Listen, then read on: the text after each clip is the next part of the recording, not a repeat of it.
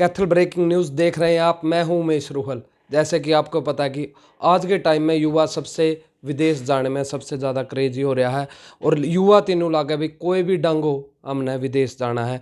कहीं भाई तो स्टडी वीज़ा पे बग जाए हैं, तो कहीं 2 नंबर में डोंकी लगा के जावें। और वो डोंकी भी इस तरह गई है, कहीं तो अमेरिका भी पहुंच जावें, कहीं वह डोंकी के रास्ते में बीच में रुक जाए हैं। तो इसी फहरिस्त में आज हमारे साथ है बलविंदर डूल जी, जिनका आर्टोन सेंटर भी है और आरबीएस कंसल्टेंसी भी है, जिसमें ये युवाती पढ़ावे भी है, जिसमें अच्छे बैंड भी लेकर हुए हैं। तो सर तक जानांगे भी विदेश जाने का कौन सा सही तरीका है और किस तरह सेफ तरीका तय युवा विदेश में पढ़ सकेगा और पैसे कमा सकेगा। सर कैथल ब्रेकिंग न्यूज़ पर बहुत बहुत स्वागत है आपका। नमस्कार उमेश जी पहले, और कैथल ब्रेकिंग के सभी दर्शकों को मेरा नमस्कार। सर आज के टाइम में युवा सबसे ज़्यादा कि क्रेजी है कि विदेश जाना उन्हें कोई भी तरीका हो, या तो स्टडी वीज़ा पे चले जाते हैं, और ये किसी को और तरीका ना मिले तो डोंकी लगा के चले जाते हैं। नहीं, डोंकी का रास्ता सही रास्ता नहीं है। इसमें पहुंचना इतना आसान नहीं है कि किसी कंट्री में हम प्लान, जो डोंकी वर्ल्ड है ना, जो डोंकी वर्ल्ड दिया गया है, ये एक इलीगल रास्ता है जी। इसकी कोई डॉक्यूमेंट्री नहीं है। और पूरे रास्ते इसमें दिक्कत ही दिक्कत है। अनजान लोगों पे हम विश्वास करते हैं और वो कहीं ना कहीं बच्चों को, पेरेंट्स को रास्तों में ब्लैकमेल करते हैं। जी सर। और बहुत सारे बच्चे ऐसे भी होते हैं जो काफ़ी कुछ गुआ के, जैसे ऑलमोस्ट क्या हो रहा है कि 2-3 किले का जिम्मेदार है, तो वो ये सोच रहा है कि यहाँ हम इसमें सर्वाइव नहीं कर पाएंगे, गुजारा नहीं कर पाएंगे। तो वो कहीं ना कहीं अपनी ज़मीन को इधर उधर करके और उसके पैसे से किसी एजेंट के पास जाता है। और कई बार ऐसा भी हुआ है कि उनको वो पैसे भी सारे के सारे वेस्ट जाते हैं और बच्चा भी बड़ी मुश्किल से अपनी जान बचाकर वापस आता है। तो ऐसे बहुत सारे हादसे आप लोगों ने भी सुने हैं, हर रोज़ न्यूज़ में आ भी रहे हैं। तो इस डोंकी को तो अवॉइड ही करना चाहिए।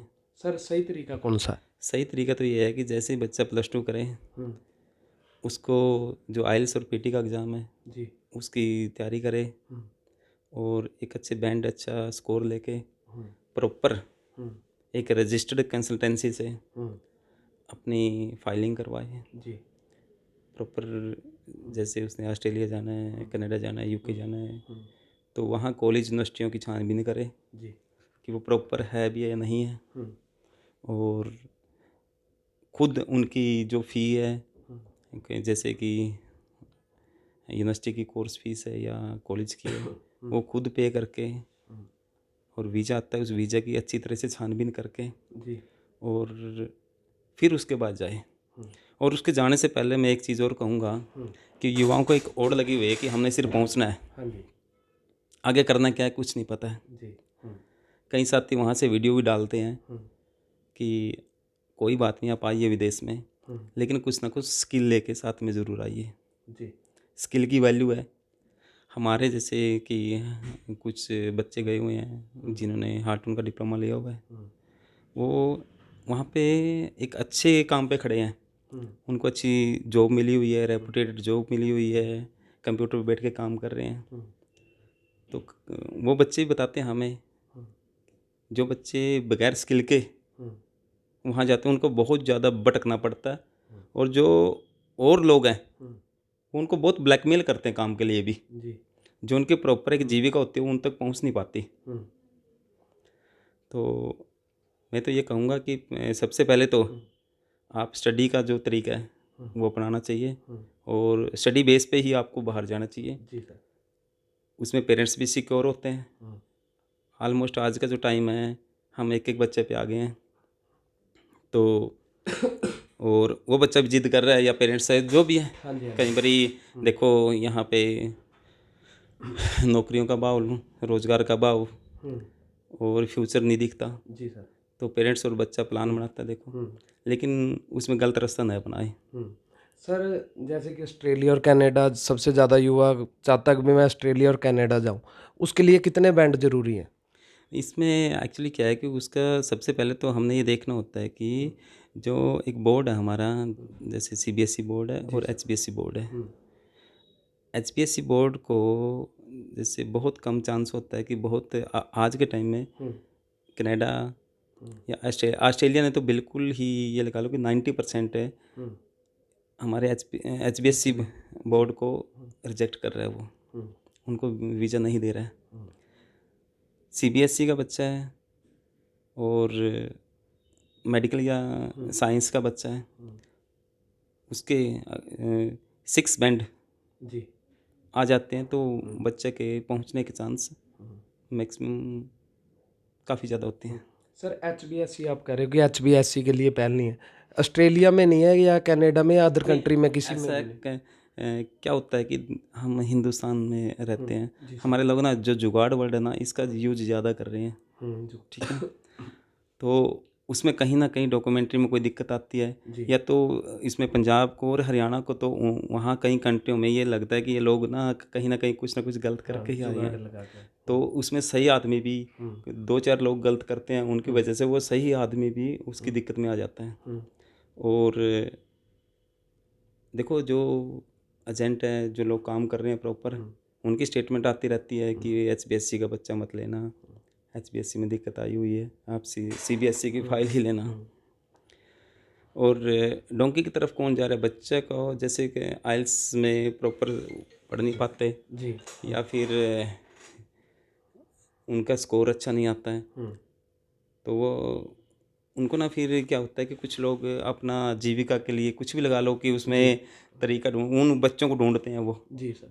तो उनको लुभावने सपने दिखाते हैं, हम आपको इस तरीके से भेज देंगे, उस तरीके से भेज देंगे, तो उनकी बातों में आके बच्चा पैसे दे देता है। सर एक चीज़ हो रहा है कि एक डोंकी शब्द हो गया और एक स्टडी वीज़ा हो गया, एक वर्क परमिट भी काफ़ी सुनने को आता है। वर्क परमिट भी एजेंट काफ़ी वादे करते हैं कि आपको वर्क परमिट फलानी कंट्री का दिलवा देंगे, उधर आपको सेट हो जाओगे। नहीं, वर्क परमिट के बारे में मैं इतना नहीं जानता, मुझे इसकी जानकारी ऑस्ट्रेलिया इतनी वगैरह का सर वर्क परमिट होता है वैसे?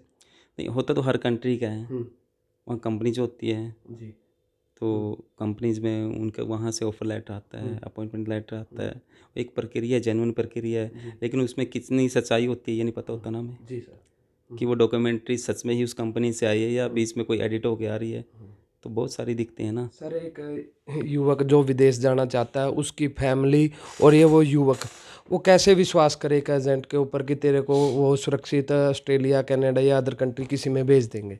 नहीं, आप एजेंट पे विश्वास क्यों करो ना, आप जो प्रोसेस है, एक स्टडी के प्रोसेस है, उसमें आपको किसी से विश्वास करने की ज़रूरत नहीं है।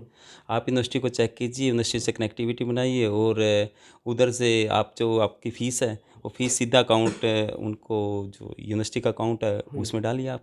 सर आप कह रहे थे वीज़ा आए तो उसको भी जांच पड़ताल हाँ, कैसे, मतलब कि वो युवा आप देख ऐसे सकता जांच है? कीजिए। कई बच्चे ऐसे हैं जिनको एयरपोर्ट से ही, जिनके हाथ में डुप्लीकेट वीज़े थे, किसी ने स्कैन करके या किसी ने वैसे दे दिए, तो वहाँ से उनको बड़ी दिक्कतें आई हैं। तो उसकी पहले ही छानबीन करें, उस वीज़ा की जांच करें आप। नेट आजकल सब कुछ जांच कर सकते हैं हम उसमें, उसमें उसकी वो इन्फॉर्मेशन डालिए, सर तो आपके सामने आ जाएगी वो। सर आपकी भी RBS कंसल्टेंसी, आपके पास भी युवा काफ़ी पढ़ने के लिए आते हैं, तो सबसे ज़्यादा युवा कौन सी कंट्री में ज़्यादा इच्छुक आज के टाइम में जाने के लिए?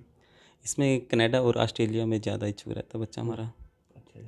हाँ, तो वो कितनी % अप्रूवल रहती है सर विदेश जाने की? जैसे हमने पीछे 2020 के सितंबर में RBS स्टार्ट किया था, तो मैं भी अभी तक 300 350 के आसपास बच्चों का रिजल्ट आया है, जिसमें से 80% बच्चे ऐसे रहे जिनका एक सक्सेस रिजल्ट रहा है। और ऑलमोस्ट कुछ फाइलें हमारे पास से लगी हैं, कुछ दाएं बाएं उनके अपने सोर्स होते हैं, देखो कहीं ना कहीं रिलेशन होते हैं। हमारे पास भी लगभग 35 से 40 बच्चों ने फाइल लगाई थी और ऑलमोस्ट 70 to 80% वीजे आ भी चुके हैं, कुछ पेंडिंग है। एक दो बच्चे का रिजेक्ट भी हुआ है, जैसे मैंने बताया कि HBSC का या किसी ने कुछ भी कारण लगा देते हैं। जी सर। तो ठीक है, बाकी एक अच्छे इंस्टीट्यूट में बच्चों को तो सिर्फ यही कहूँगा कि एक अच्छे इंस्टीट्यूट में जाइए जहाँ एक अच्छी फैकल्टी आपको अच्छा गाइड करके और प्रॉपर आपका स्टडी करवा के आपका रिजल्ट लेके आए, अच्छे बैंड आएंगे तो आप चले जाएंगे, ऐसा कुछ नहीं है। सर आपके द्वारा स्टडी IELTS PT वगैरह करवाई जाए, स्किल भी किसी प्रकार की सिखाई जाती है किसी? हाँ, हमारे पास स्किल एक्चुअली हमारे पास जो है, देखो हार्ट ऑन एनीलिट है, इसमें कोर्स है, शॉर्ट भी है, जैसे 3 मंथ्स का है, 6 मंथ का है कोर्स, एक दो और अभी स्किल हम स्टार्ट कर रहे हैं। ऐसे बच्चे को ना कुछ ऐसी स्किल दे के भेज रहे हैं ताकि वहाँ जाके उसको वो अपनी स्किल के बेस पे ही कुछ ना कुछ काम कर पाए, तो उसको बाहर भटकना ना फिरे इधर उधर की ये ना बताएं। वो क्या है, जैसे हम एक बात भी करते हैं, आम कॉमन बात भी है, जैसे हमारे पास बिहार वगैरह से जी सर। लोग आते हैं लेबर करने, और जैसे हमारे चौकों पे भी लेबर चौक है, वहाँ खड़े हो जाते हैं, वो बगैर स्किल के होते हैं। जी सर। आप जाओगे वो आपसे ये नहीं पूछेंगे काम क्या करना है, वो आपके पास आ जाएंगे। और हम किसी आज सिर्फ छोटी ही चीज़ लगाओ कि यहाँ पे कोई बिजली का मिस्त्री है, जी सर। यहाँ भी हमारे यहाँ वो खाली नहीं है, उसके पास टाइम नहीं है। उसके पास में टाइम। कूलर फ्रिज ठीक करने वाला मिस्त्री, उसके पास टाइम नहीं है। टेलर के पास चले जाओ आप, उसके पास भी टाइम नहीं है। काम करने वाले के पास काम की कमी नहीं है, बस ये है कि यहाँ थोड़ी आमदनी कम है, वहाँ ज़्यादा है। ऐसा ही सर विदेशों में स्किल जरूरी है, विदेश जाने बिल्कुल 100% स्किल जरूरी है। स्किल के बगैर वो जो यहाँ था वो वहीं है, हालांकि उसके खर्चे ज़्यादा बढ़ जाएंगे, तो उसके एक्सपेंसेस है वो ज़्यादा बढ़ जाएंगे।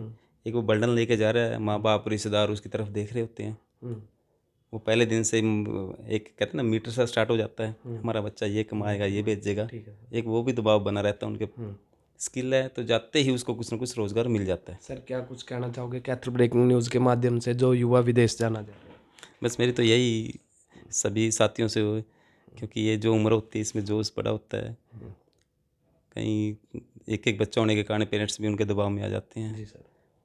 और देखा देखी जैसे कि वो गया उसका गया ये गया, तो कुछ गलत रास्ते पे न जाने की बजाय अगर जाना भी है तो स्टडी का रास्ता सही है, इसमें आपको रोज़गार भी मिलेगा, वर्क परमिट भी मिलेगा, और आपको पीआर भी मिलेगी। जी ये थे हमारे साथ बलविंदर डुल जी, जिन्होंने बताया कि विदेश जाने का सही तरीका कौन सा है। इन्होंने बताया कि विदेश जाने के लिए स्टडी के साथ साथ अच्छी स्किल भी होनी चाहिए, जो कि अच्छी स्किल के साथ वही स्टूडेंट कामयाब हो पाते हैं।